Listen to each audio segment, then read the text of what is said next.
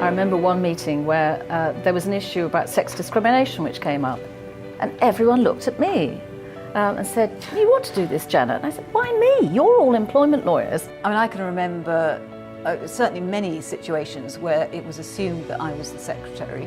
When I was applying for articles, as they were then known, the letter they sent back was along the lines of, "Thank you for your application." And they actually said this in the letter: "We are prejudiced against female article clerks because of some unfortunate experiences in the past, so we shall not be calling you for interview." Good Lord. And one of these days I'll send this letter to the senior partner of the law firm in question for their archives, because it really is an historical piece. That was 6 years before the Sex Discrimination Act came into force.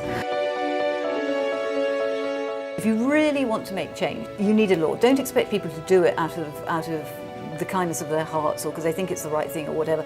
There are too many priorities and demands on people's time for that. The way professionals are employed needs a really sustained fundamental examination. On the switchboard at Simmons Simmons, clients would ring up and say, "You have a lady who does employment law." And that's how they used to find me. From that point of view, being female was really, really helpful because I stuck out like a sore thumb.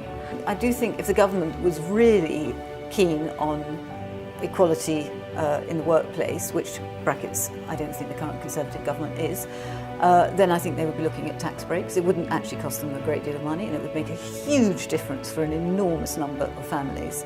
I also think actually role models are quite helpful, particularly for younger lawyers.